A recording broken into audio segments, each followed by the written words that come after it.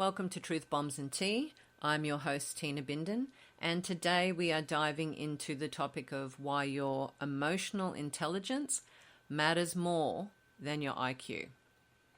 So let's cut right to the chase, guys. Your impressive degree or your sky-high IQ isn't worth much if you can't read a room or manage your emotions or understand what makes other people tick. So that's not me being harsh by any means. It's the truth about how to be successful in today's world, whether that is personally or professionally. So EQ, your emotional quotient, or it can actually be referred to as EI, which is emotional intelligence, is the secret superpower that separates truly successful and happy people from perpetually frustrated so-called geniuses, wondering why nobody appreciates their greatness. So what is emotional intelligence anyway? So it's not some new age concept fluffy bullshit cooked up by HR departments to torture us. It's actually a really legitimate and important set of skills that determines how well you navigate the messy world of human emotions and your connection to other people. So at its core then, emotional intelligence really consists of four things. One is self-awareness, which is knowing what you're feeling and why you're feeling it. And spoiler alert, most people are clueless about this. Second is self-management. So that's being able to control your reactions emotionally instead of letting them control you. You know, things like you're not going to go and tell someone to get effed, even if they do deserve it. Social awareness is number 3. That's reading the emotional temperature of other people and groups. And the last one is relationship management. So using the understanding of emotions to build and maintain really deep and effective relationships. You know how some people just are liked by everyone, or you just click with a certain person? Odds are that person has worked hard to increase and develop their EI. So think of it this way. Your IQ helps you solve complex problems, but your EQ helps you deal with complex people, including that complex mess you're looking at in the mirror, okay? So why should you care about EQ? You might be thinking, I'm doing fine without focusing on all this emotional mumbo jumbo. Are you though? Let's look at what the research tells us. So people with IQ, or high EQ, earn an average of $30,000 more per year than their low EQ counterparts. So now you're kind of interested, aren't you? Or at least your bank account is. So 90% of the top earners or performers have high emotional intelligence. So if you think about some of the people personally and professionally that you admire and that they're at the top of their game, it's no coincidence that they have high emotional intelligence. So EQ accounts for around 58% of success in all types of jobs. That's across the board, okay? So your skills only get you so far, in other words. Only 36% of people can accurately identify their emotions as they're happening. So most of us are kind of emotionally stunted. So here's a truth bomb. So your brilliant ideas and your technical wizardry means absolutely nothing if you can't communicate them effectively, collaborate with other people, handle criticism, or manage your stress well, okay? So the workplace has changed. So we're no longer individuals churning out work and widgets and whatever in our isolated cubicles. So we're very interconnected team members now. The world is a global village, and we have to navigate complex human dynamics every single day. And in that environment, EQ is not an option, it's an essential. But this just isn't about work or your career. Your emotional intelligence affects every single relationship in your life. Your friendships, your romantic partnerships, your family connections, heck, even the relationship you might have with your barista that you get your coffee from every morning.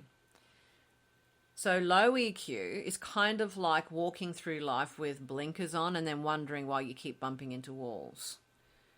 So let's go beyond the jargon and really get some real world examples of why EQ or EI is so important. So what does it look like in the real world? Okay, let's take a couple of workplace examples, and then I'll give you a personal one as well. So say that you are coming up for a review at work. So a person with low EQ responds by thinking their boss is criticizing them. They get defensive. They may even argue each point. They will make excuses and blame things like tech difficulties or what they perceive as slack team members and throw them under the bus. And they will leave the meeting like seething or shamed out or angry, okay? A high EQ response would be that you would listen fully, you would ask questions to clarify things that you wanted to understand better, you would thank them for specific feedback, you would acknowledge areas that you could improve, and you may even ask for suggestions of resources that you can use, courses that you could go on to help you develop those skills in those areas that you need improvement on. And later on, you can process any negative emotions because you still might be like, oh, I think that's a bit harsh, or whatever your private musings are, you will do them in private instead of like spewing them back to your boss or all over the workplace. So here's another scenario. You're overwhelmed at work, maybe there's a lot of projects on you, you've got a lot of responsibility. Someone with a low EQ becomes very overwhelmed and stresses out. They snap at people, they start making careless mistakes, then they blame other people for that. And they may even have like an angry outburst or an absolute meltdown, which then becomes, an office legend or, the butt of everybody's jokes. Someone with high EQ would recognize their stress signals early. So then they would communicate clearly, some boundaries, like today I need to focus on finishing this particular project. So if everyone, unless somebody is about to die, please don't disturb me. You would take short breaks to regulate your emotions if you come to a sticking point or a frustration.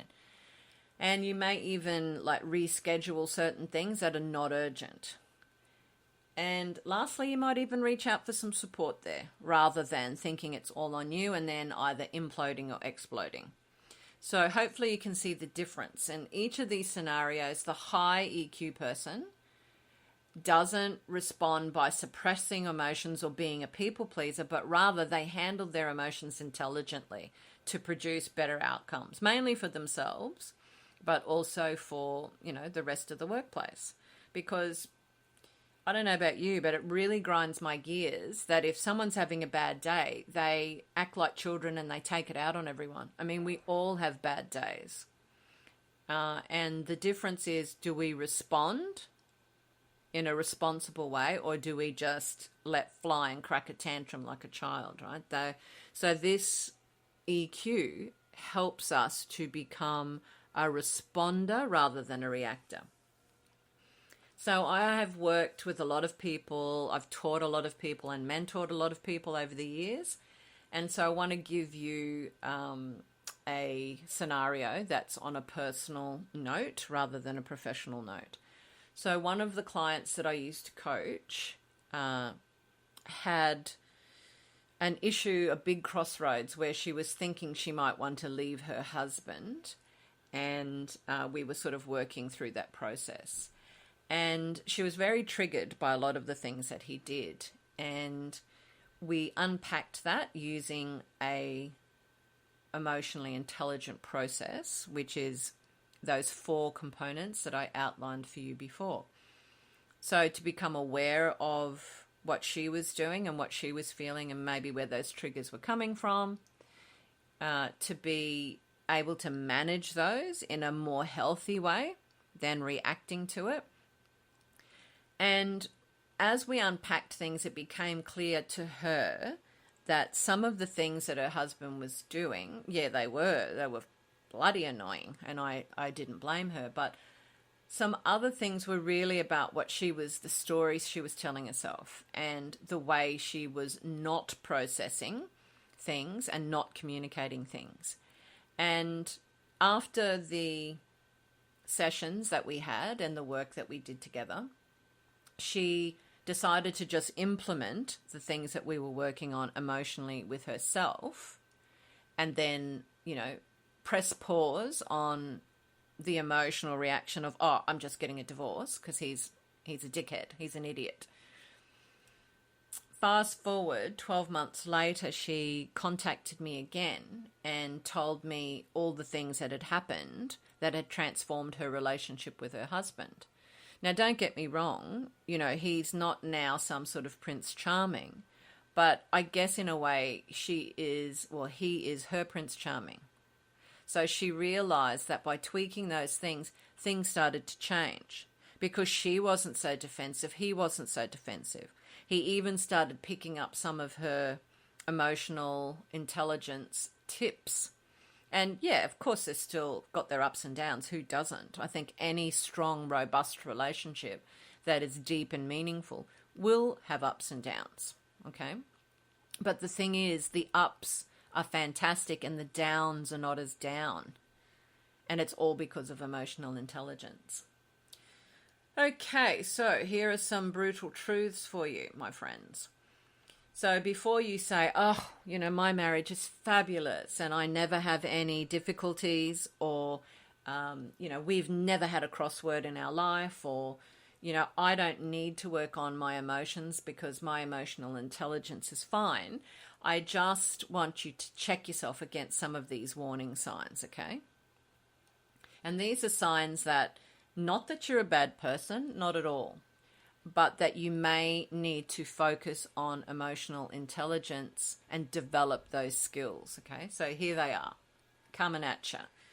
You're frequently surprised when people are upset with you, okay? It comes out and you think, why? I haven't done anything wrong. But there seems to be quite a few people that, are upset with you. You might believe that most conflicts are other people's problems, in air quotes. And sometimes, look, they are other people's problems. But if that's the general way you look at it and go, hey, nothing to see here, it's all them, that's a red flag. Maybe your relationships follow a pattern of initial excitement and it's great and it's fabulous. But then following that, there's big dramatic blow-ups. Maybe you think nobody really understands you and you feel that kind of isolation. That's another indicator. Feedback of any sort feels like a personal attack on you rather than useful information that you can use to improve. You're convinced you just need to be yourself and that others should just fall in line and just accept it. And then the last indicator that you need to look at your EQ and develop better skills in that area is that, stress, when you're stressed out, it tends to hijack your behavior, and then you act in ways that later on you feel regretful about. So any of these, or all of these, really indicate that you need to develop your EQ, okay? And the good news is that unlike IQ, which is, experts say it's fairly fixed, when we're born. EQ is a skill that you can develop, okay? So let's take some concrete steps here. So I'm going to give you some small action steps and some explanation as to why it's important. And they're very simple and they're very doable, and they will make a big impact on how you feel within yourself and your relationships with other people. So the first one is build your emotional vocabulary. So most people, when you ask them how they're feeling, they say, fine, good, bad, I'm feeling bad, or I'm pissed. So that sort of basic language, that not nuanced language, that sort of generalized language, it's like trying to create a gourmet cuisine and the only things that you have are salt and pepper. Okay, so here's the action step I want you to consider. So when you are feeling an emotion, get specific. Like, are you irritated? Are you frustrated? Are you disappointed? Are you worried? Okay. So if you are not very good with labeling your emotions, then Google the feelings wheel. It'll give you a whole range of nuanced emotional labels and language that you can start using. Now, the reason why we want to do this is because if you don't know that you're feeling anxious and you just use the word bad, I'm feeling bad, that is so broad that you can't really do anything about that. But if you say, I'm feeling frustrated, then you can pull out the specifics. Well, what am I frustrated about? Okay, if you're feeling disappointed, what are you disappointed about? And just the fact that you can label that word as disappointment rather than bad gives you the right level. Like, I'm disappointed in you, or I'm disappointed in myself because, I said I was going to jog 3 times this week and I haven't jogged at all, right? That gives you the level. Yeah, okay, you're disappointed. If you're feeling bad about yourself because you said you were going to jog 3 times this week and you haven't done any, that's a very heavy emotion. So being able to articulate gives you the tool to be able to move forward and do something about it rather than these global doomsday sort of terms. And it also allows you to accurately see the level of the emotion. Not everything is bad or tragic or good or fine. Okay. Number 2, create a physical early warning system for yourself. So your body signals emotional shifts before your brain even does. So learn to recognize your patterns. So for me, when I'm angry, my chest tightens up. When I'm stressed, my neck and shoulders start to hurt. When I'm scared, I have that kind of butterflies in the tummy. And sometimes my face goes red as well. Like if I feel like really shamed out or horribly guilty about something. So your action step is throughout the day, like scan your body for changes in tension. Maybe your breathing is changing. You're holding your breath. You are breathing very rapidly or shallowly. Maybe your energy levels take a nosedive. So note what emotions correspond with the physical sensations. And then these serve as an early warning sign. So take note. Do something about it. So if your breathing is very rapid, pause and take 3 deep breaths. If you are starting to get tension in your shoulders or neck, then go outside for a 5-minute break. Okay? These physical things act as messengers to tell you you need to change course, even if it's just for a brief amount of time. Because when you don't, the energy builds and builds and builds, and that's generally when we have some sort of reactive outburst.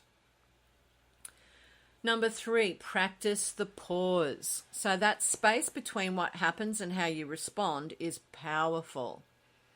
So next time you're triggered on something, count to 10 or take 3 deep breaths, or physically remove yourself by, standing up from your desk or stepping back from someone or stepping outside.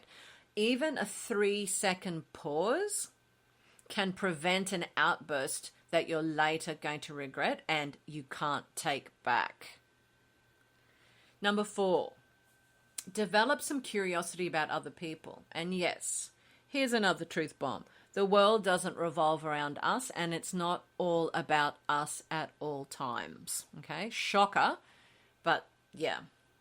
So most people don't listen. Like, we talk, or we talk to be heard, and then if we do pause, it's just so that we can catch our breath and then jump in again most times. Okay, so your action step is, like, in the next 2 or 3 conversations that you have, commit then to learning something new in that situation with that person. So ask follow-up questions based on what they say. So actually listen without already playing through all the responses you're going to give them. Allow those responses to float through your mind like a cloud and go away, and be present with them, right? So be genuinely curious rather than thinking about what you're going to say next. So, if Betty from The Office is telling you about her collection of troll dolls and you really don't care about it, just for shits and giggles, say, oh, okay, when did you start collecting these troll dolls? Okay. These tiny things show that you're open to hearing about things that are either interesting or not interesting, frankly. And the things that you find interesting, not everyone's going to talk about. And when you dismiss people out of hand, like, ugh, I don't want to hear about troll dolls, that's creepy or babyish, you're really closing the door on developing any sort of relationships with people. Number 5, seek feedback, okay? And you can send feedback too, but seek feedback about your blind spots. And we all have them. It doesn't matter who it is and how, quote unquote, successful or brilliant or whatever they are. Everyone has blind spots, where we don't see how our behavior is actually affecting other people.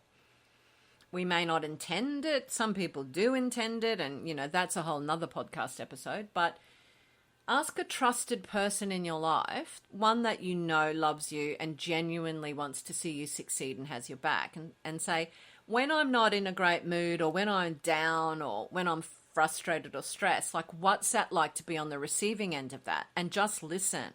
Like, don't defend, don't jump in there and explain or justify or excuse. Just listen, because that person loves you, and they're not saying these things to hurt you. They're saying these things to teach you, and so that you have information in which to then develop greater skills around that area.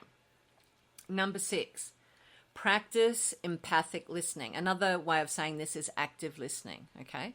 Most arguments or disagreements or, terrible discomforts can escalate because people don't feel like they're being heard. We've all had that. We've all been in a situation where we're starting to get increasingly annoyed and angered because the person feeding back to us or talking at us doesn't really even understand the whole point of what we're trying to say. So this is the action step that I'd like you to take.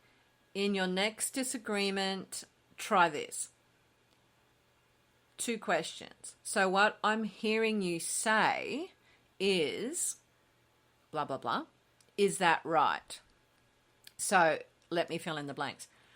So what I'm hearing you say about me leaving my underwear all over the floor in every room of the house is that you feel like me being messy like that shows disrespect for you. Is that right? So immediately when you can feed back and reflect back an accurate interpretation, the walls come down.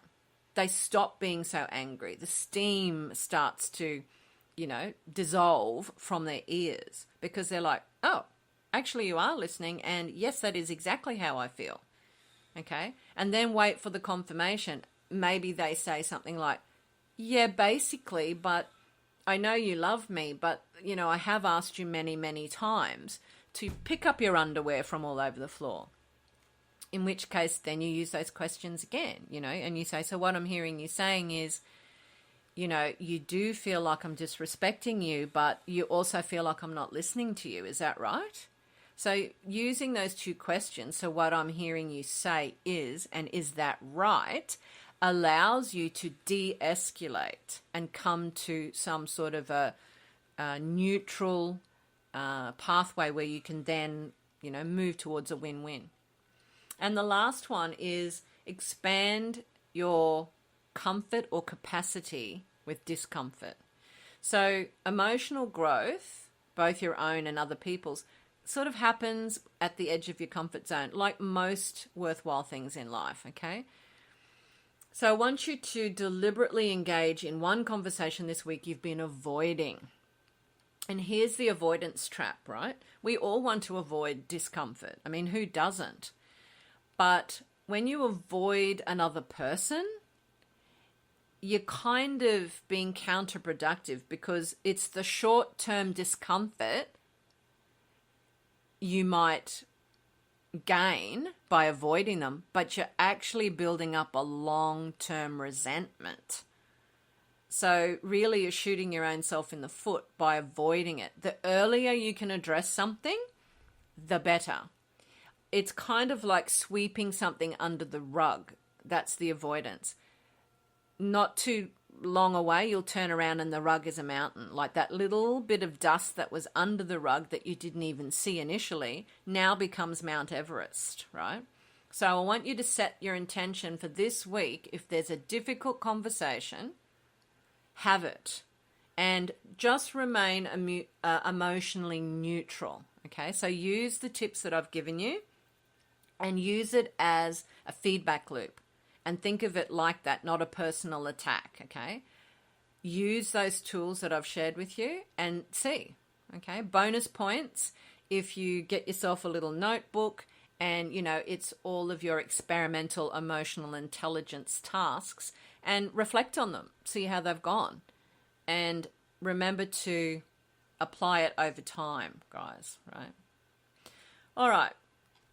So what's actually possible? Like, what's the payoff for you? You'll make better decisions because you're not going to be clouded by, unrecognized emotional reactions.